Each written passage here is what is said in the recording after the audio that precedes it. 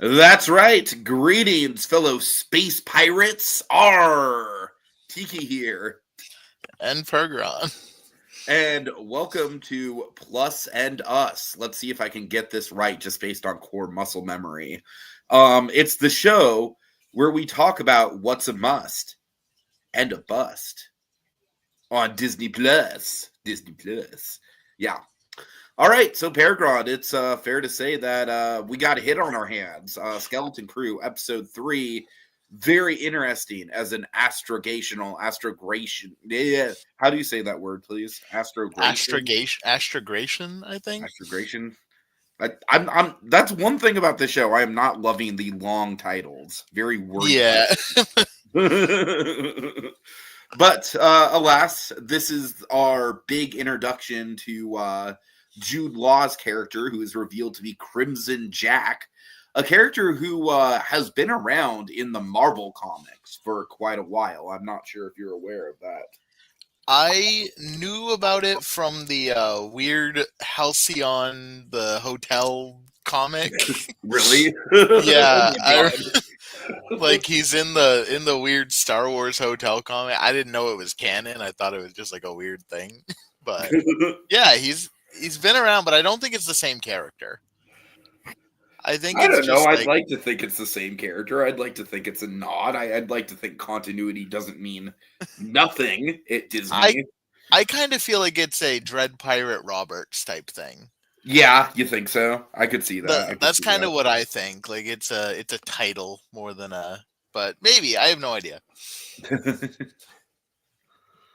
Well, what do you think of the episode? I fuck. This is another episode directed by David Lowry. hmm Yeah, I fucking love this. I thought I'm so in. I am completely in on Skeleton Crew at this point. Like the first two episodes had me. This one cemented it. Mhm. I'm in. I'm here for it. I'm very excited. I went in not wanting it or not even caring when I started like going into it. And then now I have the Lego set. So went to the store when Christmas shopping and I'm like, I'm gonna buy that for me. It's funny that you mentioned. It's funny that you mentioned that because I'm like, I want that shirt. I want a shirt. Honestly, specifically of the thumbnail that we're looking at right now, just the main character silhouetted against the moon. hmm I want that adorable little Neil silhouette. All right. Yeah. So, and you know what's funny is that next episode is going to be the Daniels episode. Yeah. Wouldn't it be funny if that's the episode that just fucking drops the Yeah, ball? if that's the bad one. Like, if it's so bad that it's just like, oh shit, like this is irredeemable. Like, Yeah. there's no going back from this. God, I hope not. Be wild. Okay, so yeah, let's just kind of break it down. We don't have too much time because we are doing Dragon and I are doing Creature Commandos right after this. Mhm. So let me turn off my phone. As you know, I've got a fucking incident going on that's currently like in the middle of happening. Drama. Anyways, you don't need to know about that. He's a pirate secretly. I'm Tiki's something secretly. Tiki's Not so being secretly. pursued by the law. We're not supposed to know about it. Oh man. We got droids hunting him down. So yeah, I first of all, what do you think of I for me personally, I'm really intrigued and excited that they keep stringing us along with this subplot with the adults. I think we're getting just enough of it. And like I like that it's not like a full-blown like second half of the show or anything, you know what I mean? I love how we're hmm kind of getting it like in little bits and pieces. But I feel like every time we do cut back to the adults, it gets a little more intriguing. Yeah, I've got a theory, Oh boy. a film theory. Um, so they keep mentioning what is it? The supervisor, like the leader of the planet. Mhm. Um, I think it's a droid. I think it's an old Republic droid running the planet. And I feel like that's the case because droids, for one, are the main security force. Like, it's clearly droids doing all of the jobs that aren't analyzing whatever. And I think it's like an old Republic. Obviously, they hit it. I think that this is a planet that's going to be controlled by like a super secret droid that has like one directive, and it's I going like to that. it's going to Basically, bring kind of like a problems. HAL 9000 kind of thing. Yeah, like Yeah, yeah. that's kind of the angle I think they're going at. I could see that. I could see that. Because I don't see a bunch of people being chill, even like evil people being like super chill with being like, yeah, the old, like the Republic, like they missed the war. They have old Republic dataries. Like I feel like at some point some person is going to, like a organic life form is going to be like, no, we should probably check what's going on elsewhere. So I think it's a droid. That's my theory. Yeah, for sure, for sure. I really like this opening scene. It only takes up like what, maybe 2 minutes of screen time, and I But think it's woke and it ruined the show. It completely ruined the show by being woke. Somebody has two moms and it's barely shown, and that's woke and Disney's garbage, and Star Wars is garbage. I literally threw up. I literally threw Yeah, up, like projectile vomited as soon as I saw the two moms. my mom died actually. She passed out, hit her head. Oh no! Disney ruined Star Wars. All right, no, seriously. Like, I like that we get just a little bit more info on each of the characters through this. So I really like that we find out that Carrie Condon is, she is a little militaristic as far as like her outward appearance goes, but I really like how I get the sense that she's way more like her daughter than she's really letting on. You know what I mean? Like, because she hinted that, her and her friends used to sneak out all the time. So I'm looking forward to the Carrie Condon. I mean, of course, with her and Banshees of Inisherin, I've already said this. I think she's definitely the one to look out for, right? Out of the adult characters. But I really like this whole dynamic that we've got where I feel like there's a little bit more of a rebellious side to her that's going to come out as things move forward. And then, yes, we got the two moms, which is character development. You know what? I'll take it. I don't give a shit. I saw someone saying that lesbians shouldn't exist in Star Wars because it's a galaxy far, far away. It's like, it's such a gay franchise, dude. Also, it's like, who cares? Like, genuinely, why would a planet millions of light years away not have, there's probably entire species that are single sex or no sex.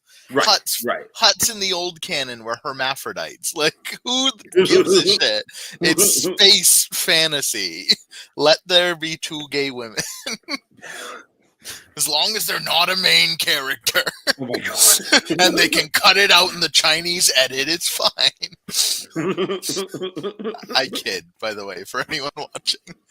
I'm just making fun. The one actual like relevant piece of information we got was KB apparently has some sort of life monitor on her visor or something like that. Yeah, I guess. I'm very curious what KB's whole deal is. I don't think she's a droid anymore. That was one of my theories in the first two episodes. And also tonight we saw her very clearly. Like, it's not like she's like a Cyclops situation. It's not like she needs to wear the visor all the time. Right. So I'm very curious what that's about. I'm thinking that the visor is something that's, some sort of critical health thing for her, So I'm curious about that. And then we got Mr. Wim over there, who's just being big old Mr. Sketchy McSketcherson. Yeah. I mean, seriously, is this dude not just totally like shifty? Yeah, I don't think anything's gonna come of it, but he's definitely a bit of a weirdo. I don't know. I mean, they did linger on him just shifting around nervously. Like, that was the shot that got us, into the title screen. So I think something might come of it just based on that editing choice. Could be. Yeah, imagine he's secretly Palpatine. Oh my god. And that's what the Daniels are going to reveal. And Neil's parents are perfect, just like Neil. They're all perfect. I love them.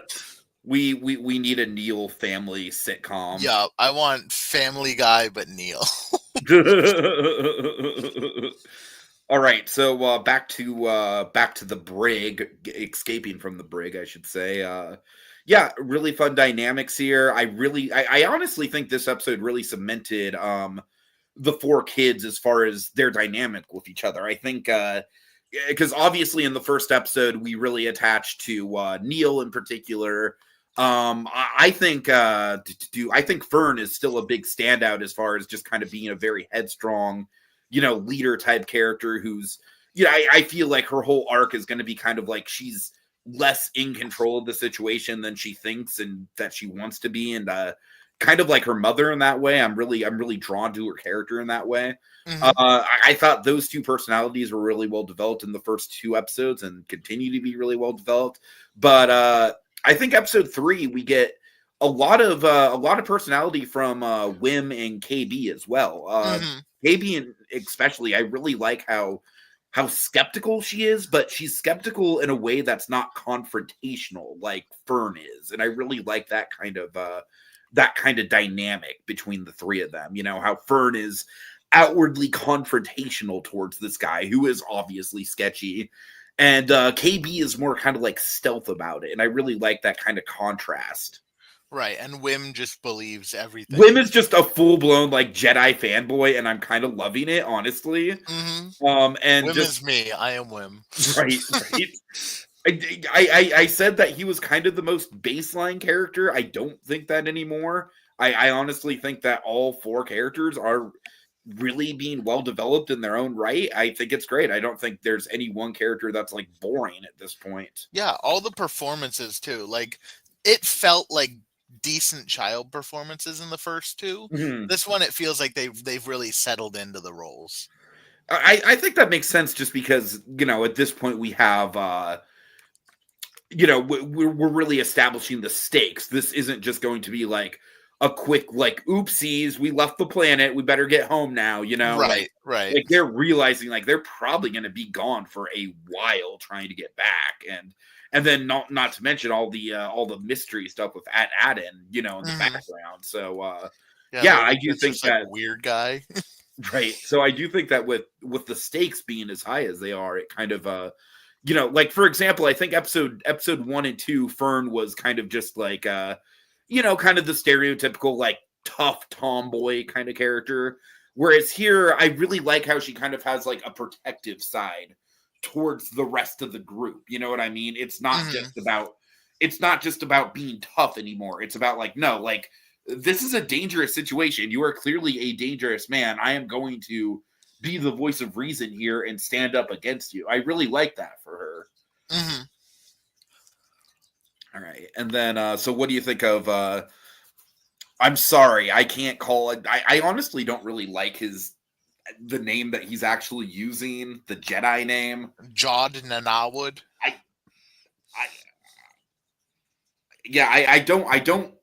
don't like that name. I kind of fuck with it. Fucking mumble mouth. I kind of like, it feels very, all of the names here feel very Star Wars. Like George Lucas, 1977 Star Wars. Sure. Like, or not even, like 1984 book Star Wars. Like Neil is just like an average ass name, just weirdly. Like in Star Wars, you get Luke, and then you get exactly. And then you also get like Lobot, and then in the same world you get like Bib Fortuna. And I feel like you get Neil, which is just like a weird name spelt differently. In this episode, you get Kim with the most Star Wars spelling ever. I love that. Yes. And then you get Jordan and Alwood. Like, I'm very into all the names here, in just that they are very like, it's not like like in The Mandalorian, Din Djarin. Yeah, that feels like a Star Wars name.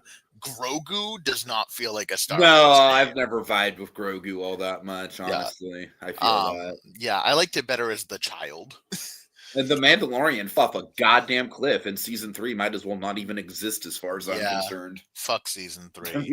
There was one good episode. Genuinely one of the worst seasons of television. Like I'm someone where it's like I won't bother with the Alkalite, right? Mhm. But like season 3 of Mando, like worse than fucking Ahsoka, like worse than Book of Boba Fett.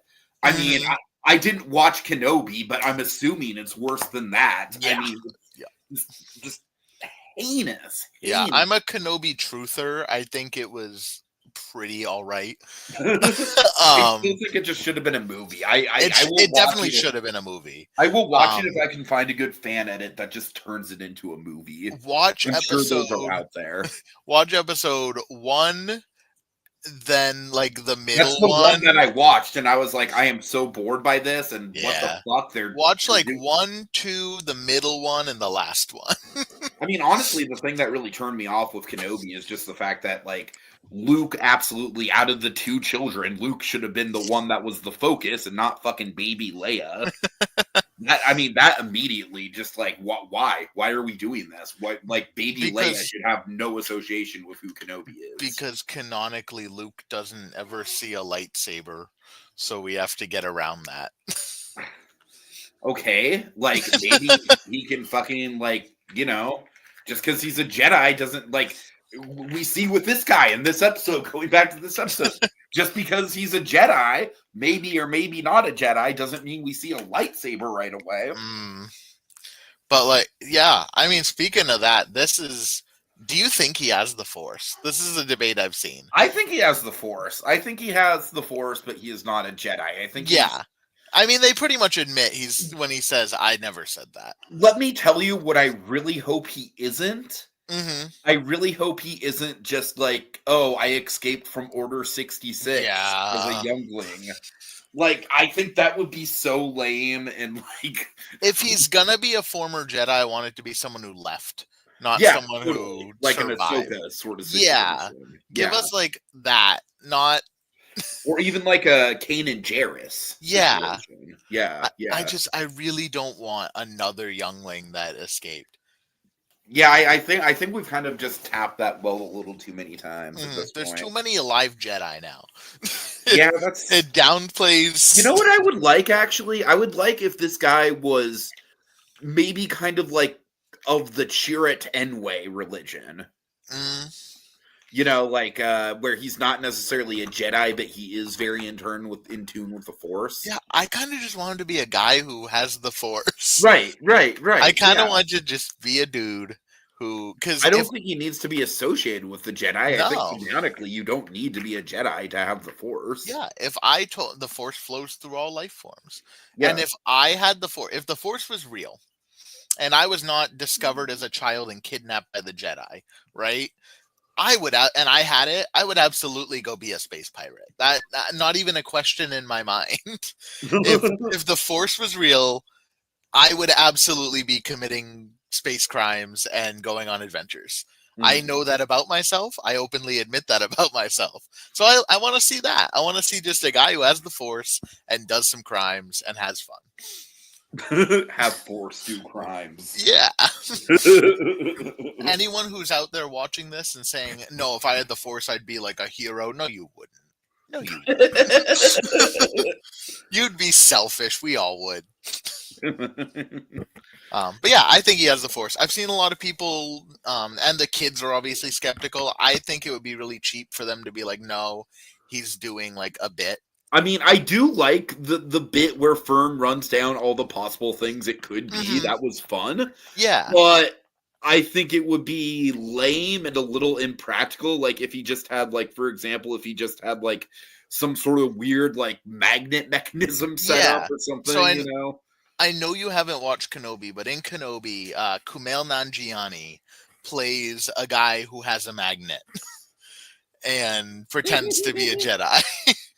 which is probably the best part of the series. That's actually amazing. I love that it's specifically him. Yeah, it's the most Kumail. I feel like Kumail Nanjiani did Look not what the know. Jedi do. Ooh, Yeah, I he can did feel not know stuff. he was on set that day. Oh my god. This is just what he does.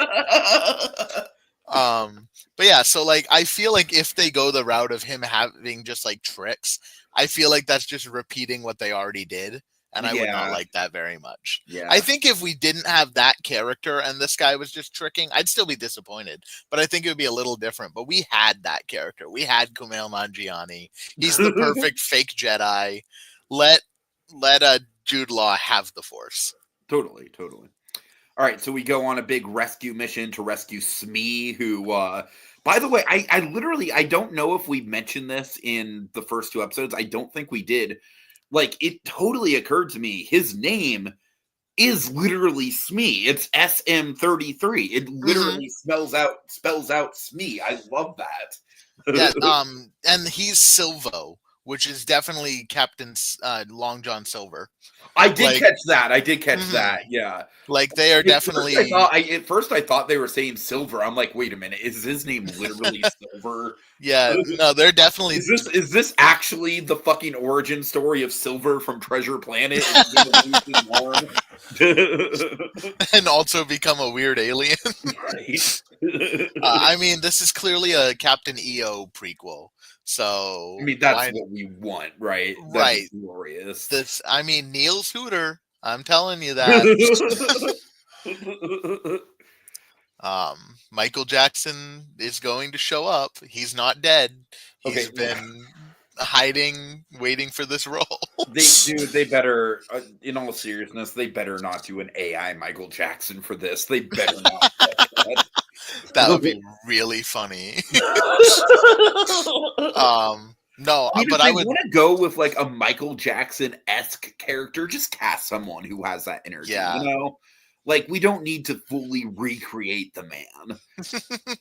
Fucking, I hate to say it, but like fucking Jared Leto has that kind of weird creepo energy. Fucking get. You know, Disney loves casting Jared Leto. Cast Jared. They do. That's the one thing he'd actually be appropriate for.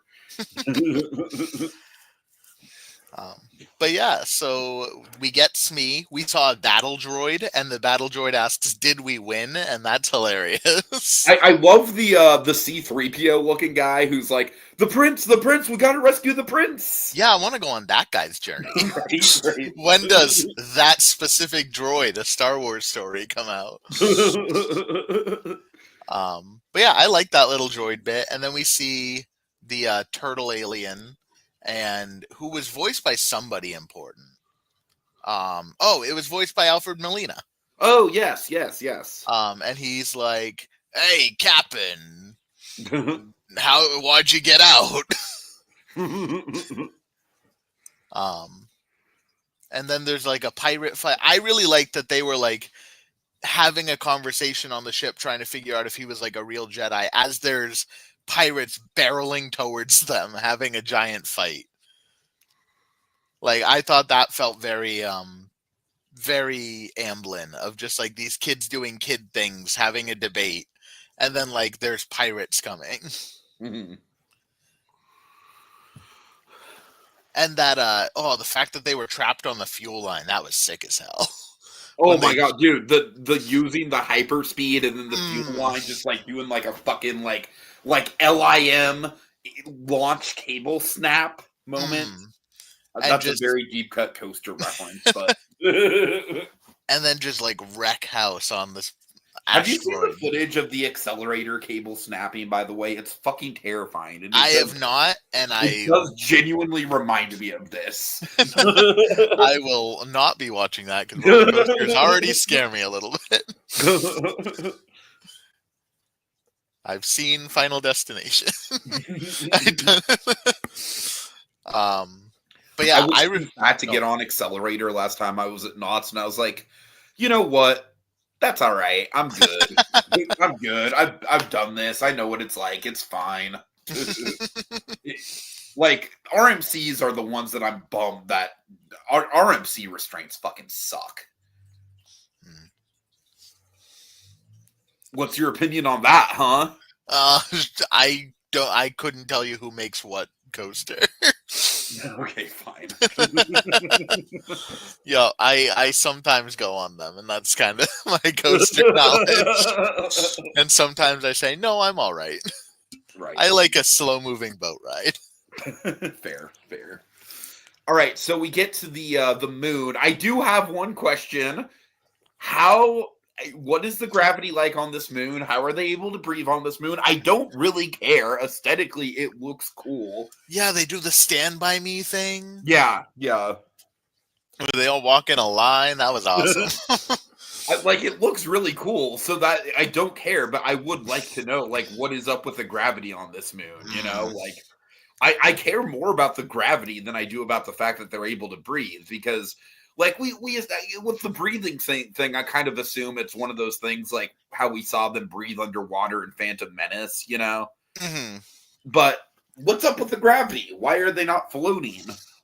Yeah, that would be kind of fun to have them do a Stand By Me as they're like kind of leap jumping.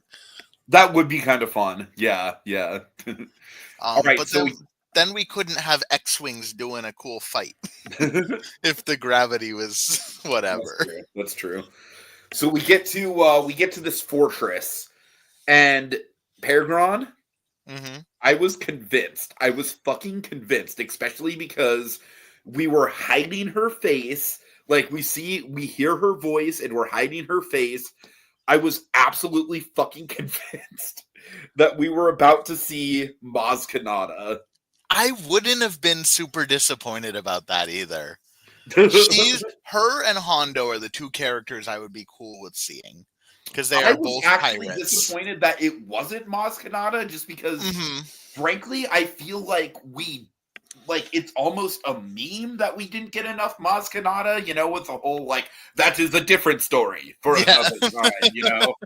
Like, and she is a very, like, I do genuinely like her as a character, and we did not, like, they set her up to be really interesting and pivotal in The Force Awakens, and then she just kind of, like, exists in the other two movies, and that's very disappointing.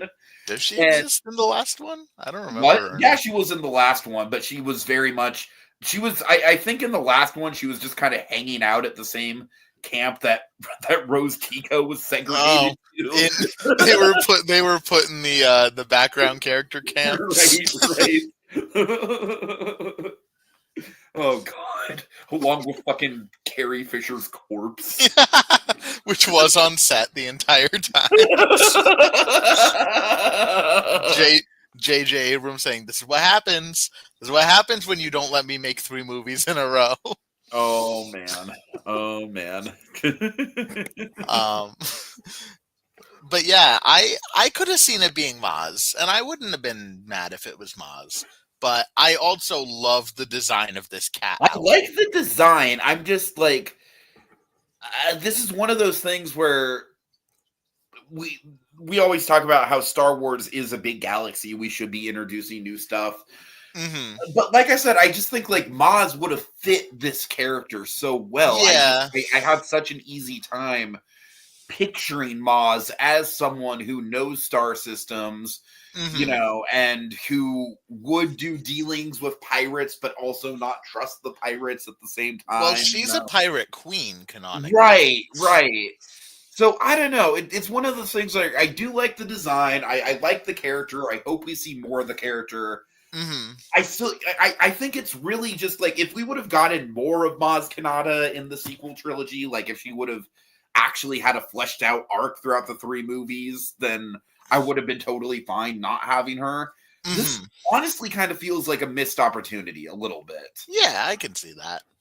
But it's fine. Like you said, I do love the design. The design is honestly, for me, the design is a little less Star Wars and a little more Zelda. I can see that. See, to me, this is the ideal Star Wars design. Right. It's just a fucking weirdo. Just give me a weirdo. That's all I want. Enough of these, like everything in the sequel trilogy. Again, I'm a sequel trilogy enjoyer for 2 of them. I really love The Last Jedi. I like The Force Awakens. The last one exists. But But my biggest issue with them is every alien they introduced was just like kind of the same brown blob. Like they didn't have any really unique looking weirdos. Uh-huh. And this is a weirdo. Like the Mandalorian just keeps using the same shit we've always seen. Like it's just like, oh, here's a Twi'lek, here's a whatever else. I don't even remember what's in that show. So this was like, this is a new thing. It's just kind of weird, and it's an owl, but a cat, and also a lady. And that is like my ideal. She's small, she can fly, but it doesn't seem like she can fly very well. Right. She likes paper. Have we ever seen paper in a Star Wars thing other than like the books in The Last Jedi? Yeah, I was gonna say, like, we've seen like ancient texts and stuff Right, like that. but That's like really these are about it. clearly like ancient scrolls and stuff too, back before data pads. So Yeah, I really enjoyed that element of it. Felt very Treasure Island. sure. I also like that she's like, she could easily have all their information, but she's also stalling. She's like, the X-Wings are gonna get here. All right. So speaking of the X-Wings, that leads into, God damn it, genuinely one of the best Star Wars dogfights of Disney Star Wars, bar none, I think. Outside of like Rogue One, like pure escapism. The actor playing Wim, man, like he really turned it around. Like, it's not like I thought he was bad. I just thought he was probably the most generic, like, ooh, I'm a twee kid in a Star Wars show. But no, like this episode, he really turns it on, and it's like he goes from just being twee to just like full on fucking geek out fanboy mode, and I love it. Yeah, seeing him pilot in that bubble was awesome, or like gun in that bubble. Seeing Neil take the wheel was hilarious. They're just watching as they hit the side of the moon. Oh my god! Like they're just shaking. That was hilarious. And my favorite part of the X-Wings, they didn't force in the Asian dude who's in all of them. What's his name? Oh, I know exactly who you're talking about. Carson something or other. He's in the man. I thought for sure he would show up, honestly. Yeah, he's always the X-Wing pilot. And again, it makes the galaxy feel small. So I like that this was just like a random New Republic pilot. They didn't force anybody into the role. They didn't like, oh, here's a cameo from that one guy. Hey, look, it's Charlie from Lost. Right. It's like, it's just a pilot. Yeah. And that would be how it is. The New Republic doesn't care about this pirate guy and their kids. Like, they wouldn't send someone who clearly is an important figure as he shows up all the time. They're not sending Luke Skywalker. They're going to send some grunt without a name, right? So I like that they didn't force in, or even like Dave Filoni, who I know has played a pirate or a pilot before. A character named something Wolf, of course, because Dave Filoni's a wolfaboo. But yeah, I was happy to be able to say that's just a guy going after this. And I like that he's also like, yeah, we can't fire on this. There are children aboard. yeah, that was good. Okay, so any other theories, speculation? Of course, next steps. I honestly, just for the sake of the troll, I've made this joke before. I will make it again. I would genuinely kind of love next episode to be just like the most like bog standard basic bitch episode of a Star Wars show ever, just for the sake of the Daniels like pulling a fast one on Disney. Like, yeah, we'll come and do a fucking Star Wars show, but we're literally not going to put any effort into it. Boba Fett will be here, so will C-3PO and Qui-Gon Jinn's ghost, and they're all gonna go eat blue milk with the kids. But I'm just so curious how if their style. I think that's the big key here. If their style is going to be present at all. I don't know. It's so interesting. I will say this. I don't think I have been anticipating an episode of anything on Disney Plus as much as this since like back in the WandaVision days when we were all like hooked on the mystery of that. Right. When's Mephisto showing up? I'm thinking specifically like right after Quicksilver shows up and we're thinking like, ooh, this is definitely going to lead to something cool. Right. The X-Men are coming. Right. Like, I don't think I've anticipated any episode of a Disney Plus show as much as this next episode since then, which is exciting. Yeah. All right. Yeah, I guess kind of the one thing I want to say, the first 2 episodes, I didn't love the way they ended. They just kind of felt cut up. Yeah, I feel that. This one I liked. I liked that they're just like, where are those kids from? And she turns and looks at the camera and goes, you wouldn't believe me if I told you. Yeah. I thought that was very cheesy and I loved it. I love how they're building up the mystery of At-Aden. I also like how there's other smaller mysteries. Like, for example, we still don't really, like, we thought that Jude Law was going to be the captain of the ship, and he's not. Right. Like, I like that. That definitely subverted our Ooh, fucking Ryan Johnson. Watch out. You know? I like that we don't really know who Jude Law is, but I also like that there's this kind of hanging mystery about, like, what is the deal with this ship? Are we going to see the captain? You know, like, right. My theory is just that the captain's long dead, but you know, I think it was the guy that got stabbed, the skeleton.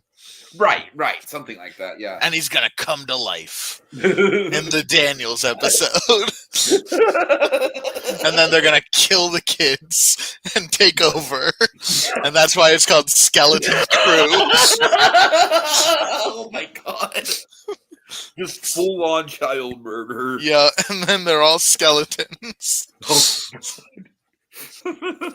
That's why they brought the Daniels in.